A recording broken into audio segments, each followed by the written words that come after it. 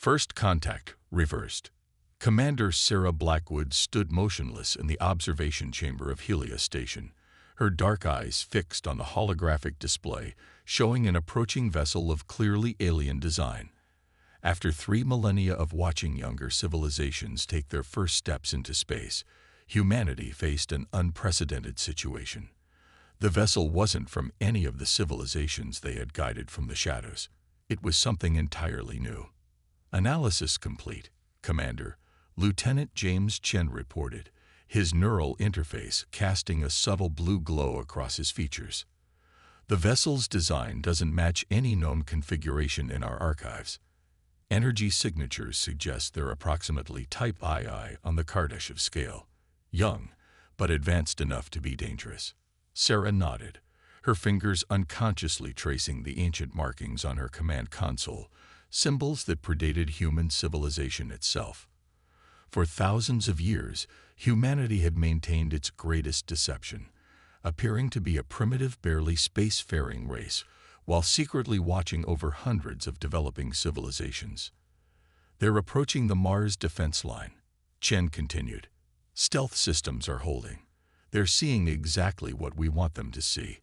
A handful of primitive satellites, some basic research stations, and lots of space debris.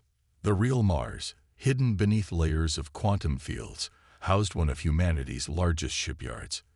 Vessels that could traverse galaxies in moments were constructed in vast underground facilities, while the surface maintained the carefully crafted illusion of humanity's first fumbling steps into space. Their approach vector is interesting, Sarah mused, expanding the holographic display. They're being careful, methodical. This isn't a casual exploration mission. She interfaced directly with the station's quantum core, processing data streams that would overwhelm most advanced AI systems. They're searching for something. Commander, Chen's voice carried an edge of urgency. They're deploying some kind of scanning technology we've never seen before. It's different. The masking fields are having trouble adapting. Sarah's eyes narrowed. In 3,000 years of maintaining their facade, no civilization had ever developed scanning technology that could challenge their quantum masking fields. Show me the scan patterns. The holographic display shifted, revealing complex energy waves that made Sarah's heart skip a beat. The alien vessel wasn't just scanning for signs of civilization.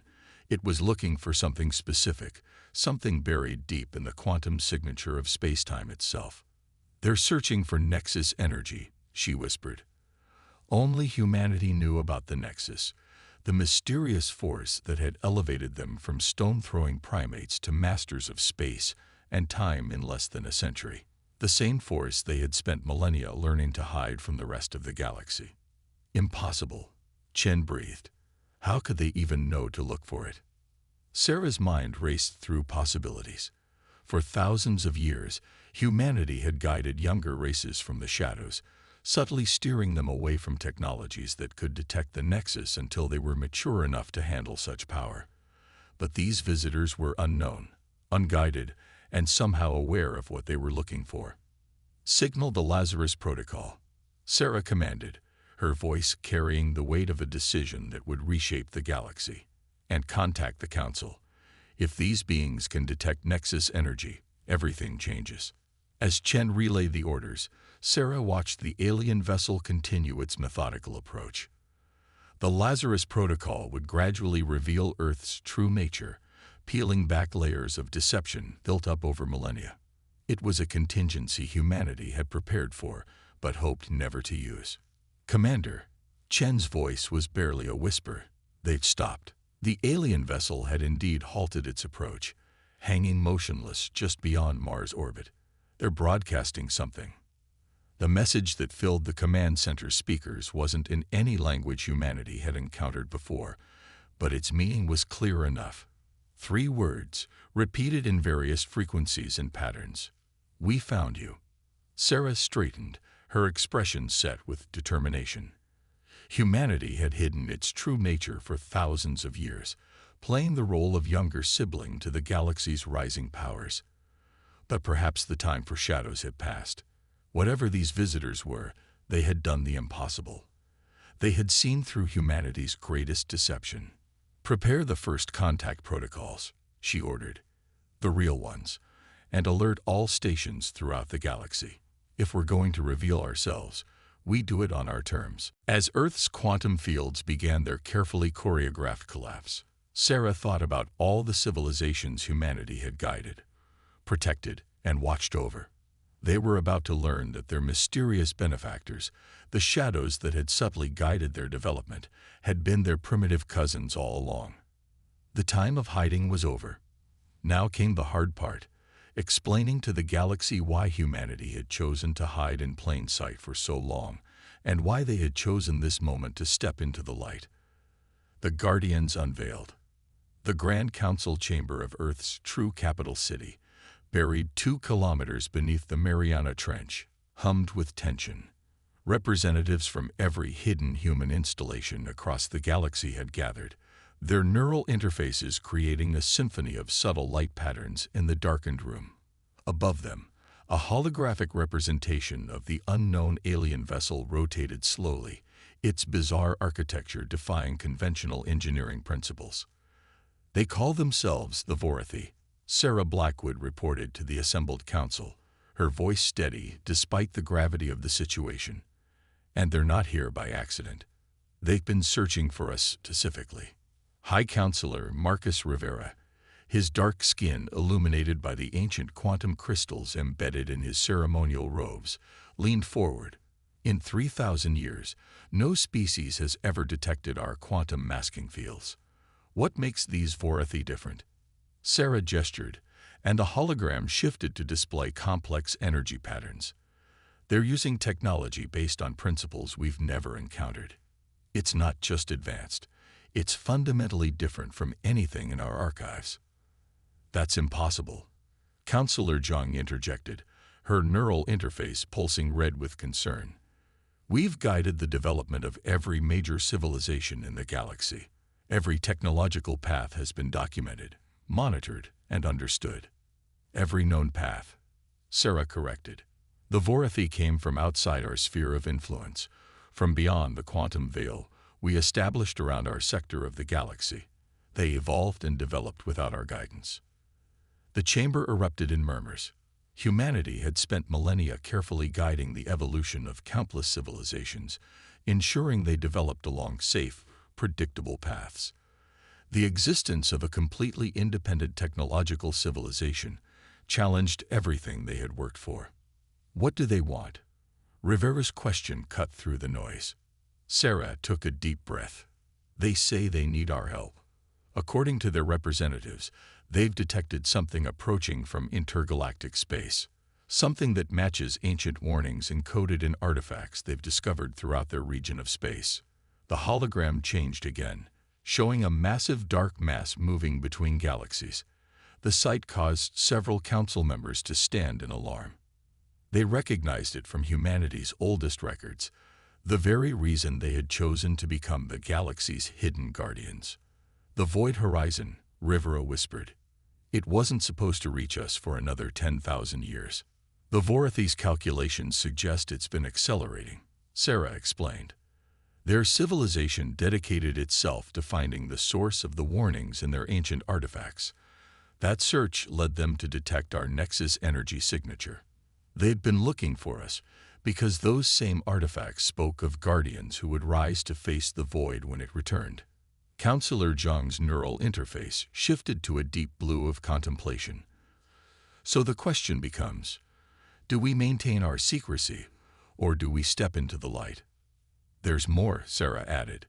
"The Vorathi aren't just asking for our help. They're offering an alliance. Their technology, while different from ours, is incredibly advanced in its own right. They've achieved things we never thought possible, developed along paths we never imagined." Rivera stood, his quantum crystals pulsing with power. "For 3,000 years, we've guided this galaxy from the shadows. We watched civilizations rise, helped them through their growing pains, and protected them from threats they never knew existed. We chose isolation to preserve our objectivity, to ensure we could be the guardians this galaxy needed." He waved his hand, and the chamber's ceiling became transparent, revealing the ocean depths above, and beyond them, the night sky. But perhaps it's time for a change. If the void horizon truly approaches, we'll need every advantage, every possible ally. We can't fight this alone. The younger races aren't ready, John protested. The revelation of our true nature could devastate their societies, destroy their confidence, their sense of independence, or it could unite them. Sarah countered. The Vorathi found us because they were looking for hope, for allies against something they knew they couldn't face alone. Maybe that's what the galaxy needs now. Not hidden guardians, but partners standing together against the dark. Rivera nodded slowly. The time of shadows is ending, one way or another. The question is, do we reveal ourselves on our terms, or do we wait until the void forces our hand? Sarah's neural interface connected with the chamber's quantum core, displaying the status of every human installation across the galaxy. Thousands of hidden outposts, monitoring stations, and defense platforms. Humanity's true civilization, concealed beneath layers of deception. The Vorathi have given us a choice, she said. We can continue hiding, maintaining our role as secret guardians until the void horizon arrives. Or we can step forward now, unite the galaxy under a common cause, and face what's coming together. Rivera's quantum crystals pulsed once, bright and decisive. Then let us put it to a vote. The future of not just humanity, but every race in the galaxy hangs in the balance. The time has come to decide. Do we remain in shadow, or do we step into the light? As the council members prepared to cast their votes, Sarah watched the holographic representation of the void horizon, its massive form slowly consuming the space between galaxies. Whatever they decided, one thing was certain. The galaxy was about to change forever, and humanity would be at the center of that change, whether they chose to reveal themselves or not. Legacy of the Stars. The great amphitheater of New Alexandria Station buzzed with tension as representatives from 50 of the galaxy's most advanced civilizations gathered for what they believed was an emergency summit. They had arrived in their most impressive vessels, each a testament to their technological achievement. None of them yet realized that the station itself, which they saw as a neutral meeting ground, was one of humanity's oldest installations.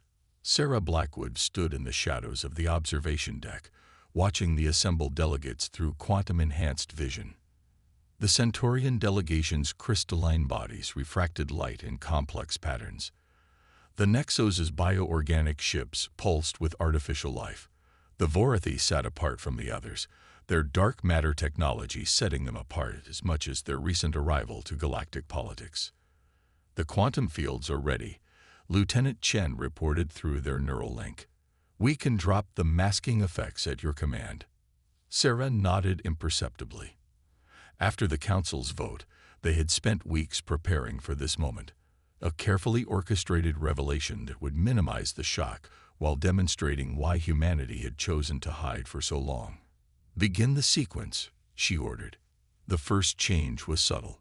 The station's primitive lighting systems shifted to quantum illumination, casting the amphitheater in a soft, impossible glow. The delegates stirred, their various sensory organs detecting something beyond their understanding. Then the walls transformed, revealing layer upon layer of technology that had been hidden beneath quantum fields. The simple metal and plastic of the station dissolved like mist, revealing crystalline structures and flowing energy patterns that predated many of their civilizations. Honored representatives, Sarah's voice echoed through the chamber as she stepped onto the central platform, her quantum crystals now visible and pulsing with power. We apologize for the deception, but the time has come for truth. The chamber erupted in a cacophony of voices, translator systems struggling to keep up with the mix of shock, outrage, and fear. The Centaurian delegation's crystalline forms vibrated in alarm frequencies. The Nexos' ships began charging weapon systems. Please, Sarah raised her hand, and a quantum field gently dampened all energy emissions in the room, rendering weapon systems temporarily inert. We mean you no harm. We never have. For 3,000 years, we have been your guardians, your silent watchers, your hidden protectors. The holographic displays activated, showing countless instances throughout history where humanity had subtly intervened, deflected asteroids, contained planetary disasters, prevented wars, all without the younger races ever knowing. Impossible, the Centaurian Prime resonated. Humanity is a primitive species, barely capable of interstellar flight. That was a necessary illusion, Sarah explained. We chose to appear primitive to preserve your independence, to allow you to develop without the shadow of an elder race looming over you. The Nexus ambassador's bioorganic vessel pulsed with patterns of disbelief. The quantum shielding technology we developed 2 centuries ago was guided by subtle suggestions in research data we allowed you to discover, Sarah confirmed. Just as we guided the Centaurians toward crystalline computing and the Zocs toward psychic resonance technology. Each of you was guided down technological paths that would complement each other, prepare you for what's coming. She gestured, and the holographic display shifted to show the void horizon. The Vorathi representatives leaned forward, their dark matter technology resonating with recognition. This is why we searched for you, the Vorathi speaker hummed. Our artifacts spoke of guardians who would unite the galaxy against the dark between stars. We are not your masters, Sarah continued, her voice carrying across the stunned silence. We never wanted to be. We are your partners, your allies, your older siblings who chose to step back and let you grow into your own power. But now the galaxy needs us all to stand together. The quantum displays shifted again, showing the true extent of human civilization. Hidden worlds, cloaked fleets, installations phase out of normal spacetime, all revealed in an instant. The younger races watched in awe as they realized the true scope of what had been hidden among them. 3,000 years ago, humanity made a choice, Sarah explained. We found technology that could have made us the undisputed rulers of the galaxy. Instead, we chose to become its guardians, to guide rather than dominate, to protect rather than control. She stepped down from the platform, moving among the delegates. Each of you has achieved incredible things. You've developed technologies and insights we never imagined. The Vorathi proved that by developing completely outside our guidance. That's why we hid, to allow such innovation to flourish. The chamber had grown quiet, the initial shock giving way to understanding. The Centaurian Prime's crystalline form shifted to frequencies of deep thought. The Nexus ships had powered down their weapons. The void horizon approaches, Sarah continued. We could face it alone. Humanity has power you haven't yet seen. But that's not the future we want. We believe in a galaxy united by choice, not by force or fear. We reveal ourselves now not to dominate, but to invite you to stand with us as equals. She raised her hand, and the quantum field surrounding Earth dropped completely for the first time in millennia. The delegates gasped as they saw humanity's true homeworld, a planet transformed by technology they had never dreamed possible. The choice is yours, Sarah concluded. We can return to our shadows, continue to watch and protect from afar, or we can forge something new together. A galaxy united not by conquest or colonization, but by the free choice of all its peoples to stand together against the darkness. As the delegates began to discuss among themselves, Sarah felt the weight of millennia of secrecy lifting from her shoulders. The time of hiding was over. Now came the true test, whether the galaxy's younger races could accept that their primitive cousins had been their guardian angels all along. The coming storm. The quantum core of Jupiter Station pulsed with unprecedented activity as data streams from across the galaxy poured in. 1 month after humanity's revelation, the galaxy was transforming faster than anyone had predicted. Sarah Blackwood studied the holographic displays with Lieutenant Chen, watching as centuries of carefully maintained barriers fell away. The Centaurians and Nexus have already begun integrating our quantum field technology with their systems, Chen reported, his neural interface processing multiple data streams simultaneously. The Vorathi's dark matter drives are being adapted for our defensive platforms. We're seeing technological advancement rates that we never thought possible. Sarah nodded, but her attention was fixed on a different display. The long-range quantum sensors tracking the void horizon's approach. How long?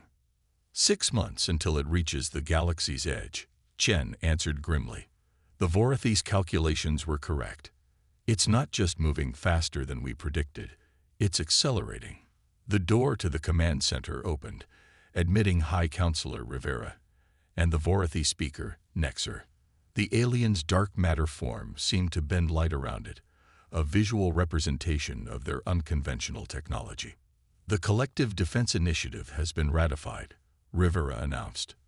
47 civilizations have pledged their full support. The others think we're lying, Sarah finished. That we fabricated the void horizon to justify our deception. Nexer's form rippled with concerned patterns. They do not understand. Our people spent generations studying the warnings, watching the darkness grow. We crossed half the galaxy seeking the guardians our artifacts spoke of. A priority alert flashed across Sarah's neural interface. Speaking of understanding, we have a situation in the Carina sector. The hegemony has launched an attack on 3 Centaurian worlds. The holographic display shifted to show a fleet of hegemony warships, their designs a mix of stolen technology from multiple races. The hegemony had rejected humanity's revelation most violently, refusing to believe that their primitive neighbors had been secretly guiding galactic development. They're using quantum destabilizers, Chen reported with alarm. Reverse-engineered from data they stole from the Centaurians. They're trying to prove they don't need humanity's protection. Sarah's expression hardened. For 3,000 years, humanity had prevented exactly this kind of conflict through subtle manipulation and hidden intervention. Now, operating in the open, they faced their first real test. Deploy the 7th Fleet, she ordered. But not to fight, to demonstrate. The holographic display tracked the human vessels as they emerged from quantum space near the conflict zone. The hegemony ships, impressive by the standards of younger races, suddenly looked like children's toys next to humanity's true military might. Broadcast on all frequencies, Sarah commanded. Let them see what they're really challenging. The human fleet didn't attack. Instead, they activated their quantum field generators at full power. Space itself seemed to ripple around them as they neutralized the hegemony's weapons, contained their engine emissions, and rendered their shields meaningless, all without firing a single shot. A demonstration of power is sometimes necessary, Rivera observed as they watched the hegemony fleet retreat. But it must be balanced with wisdom. The real question, Nexer's form pulsed thoughtfully, is whether such displays will unite the galaxy or drive more races to resist out of fear. Sarah's response was cut off by a new alert. The quantum sensors monitoring the void horizon had detected something new. The holographic display shifted, showing the massive dark mass that was approaching their galaxy. But now they could see something else. Shapes moving within the darkness, patterns that defied normal space-time. It's not just a force of nature, Chen whispered. There's intelligence behind it. Purpose. That's why the warnings were left. Nexer's form rippled with ancient memory patterns.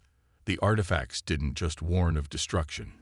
They warned of consumption, of transformation. Sarah connected directly with Jupiter Station's quantum core, processing the new data through humanity's most advanced systems. The void horizon isn't just destroying galaxies. It's converting them, transforming everything it touches into something else. Then we need more than unity, Rivera declared. We need innovation, new technologies, new strategies, new ways of thinking. He turned to Nexer. Your people developed along paths we never imagined. The Centaurians mastered crystal computing in ways we never considered. The Nexus transformed biological engineering beyond our predictions. And humanity, Nexar added, hid an entire civilization in plain sight for thousands of years. Perhaps that is why you were chosen as guardians, not because you were more advanced, but because you understood the value of letting others find their own paths. Sarah watched the tactical displays as reports came in from across the galaxy. More races were pledging support to the Collective Defense Initiative. The hegemony's failed attack had demonstrated why humanity had hidden their power, while their measured response showed why they could be trusted with it. 6 months, she said finally. 6 months to unite a galaxy that spent millennia developing separately.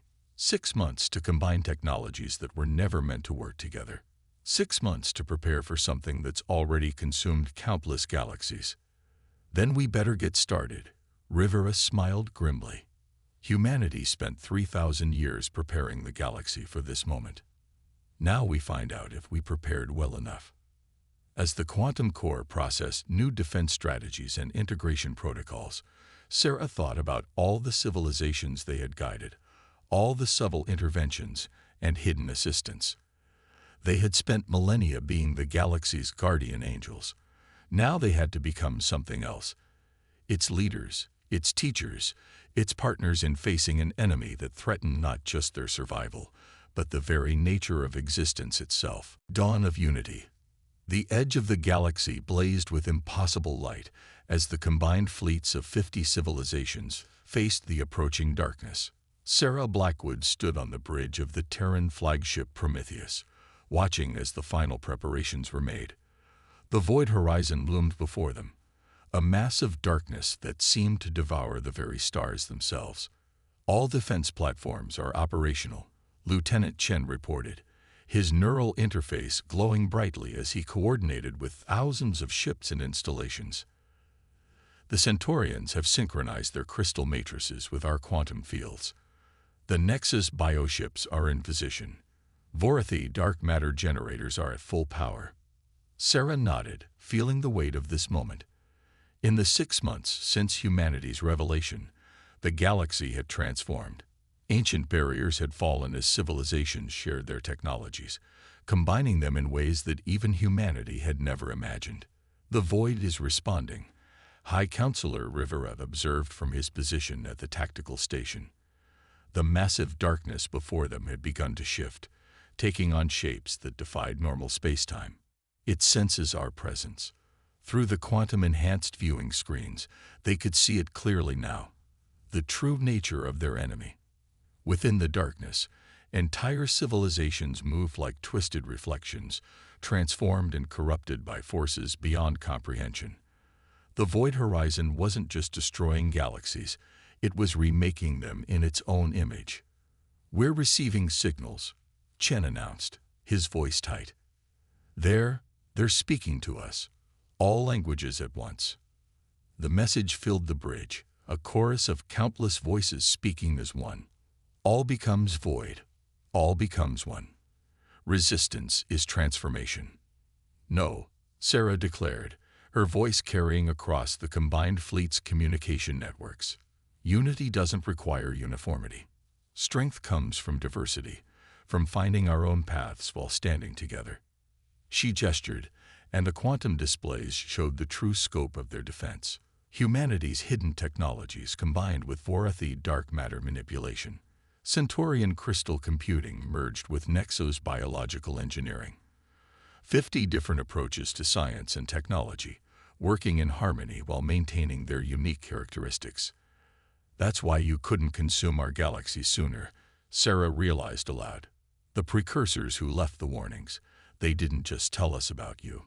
They guided us toward this moment, not to create one supreme civilization, but to foster many that could work together. The void horizon surged forward, tendrils of darkness reaching out toward the fleet. But where they touched the combined defensive screens, they found not weakness, but a strength born of combination.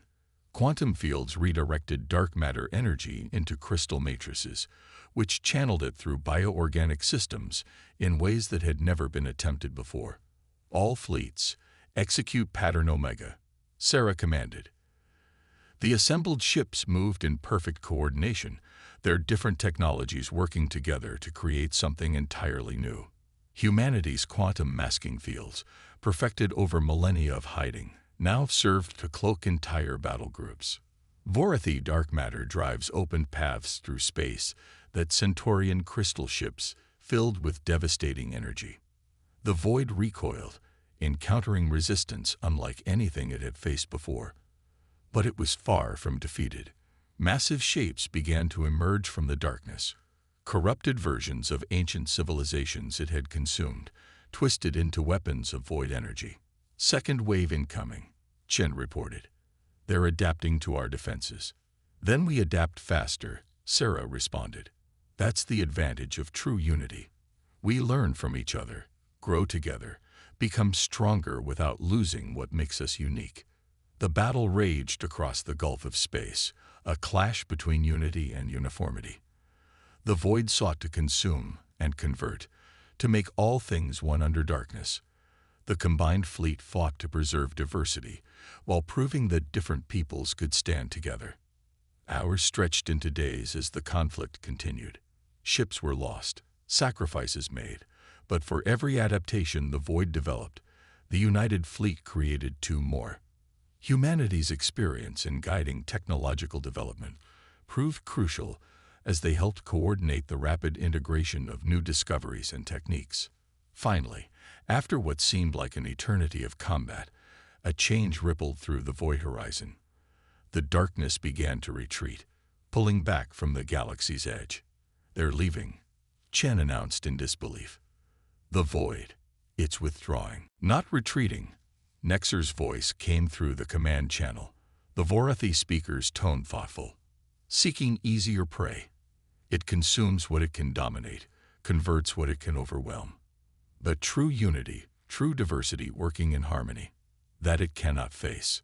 Sarah watched as the massive darkness receded, carrying its corrupted civilizations back into the space between galaxies. They had won, not through superior firepower or advanced technology alone, but through the strength of genuine cooperation between different peoples. "Send word to all worlds," she commanded. "The void is repelled, but not destroyed. It will return, perhaps in years, perhaps in millennia. But when it does, we'll be ready," Rivera finished. "Not as masters and servants, not as shepherds and flock, but as equals standing together." As the combined fleet began the process of standing down, Sarah reflected on humanity's journey. They had hidden their true nature for 3,000 years, guiding the galaxy's development from the shadows. But their greatest achievement hadn't been in advancing technology or preventing wars. It had been in fostering a galaxy where different civilizations could retain their unique identities while working together toward common goals. The stars seemed brighter somehow as the fleet turned toward home. The galaxy had faced its greatest test, not through uniformity or dominance, but through genuine unity. Humanity's long vigil in the shadows had ended, but their role as guardians had evolved into something greater, partners in a galaxy where diversity was strength, and cooperation didn't require conformity. The dawn of a new age had arrived, and its light came not from one source, but from countless stars shining together.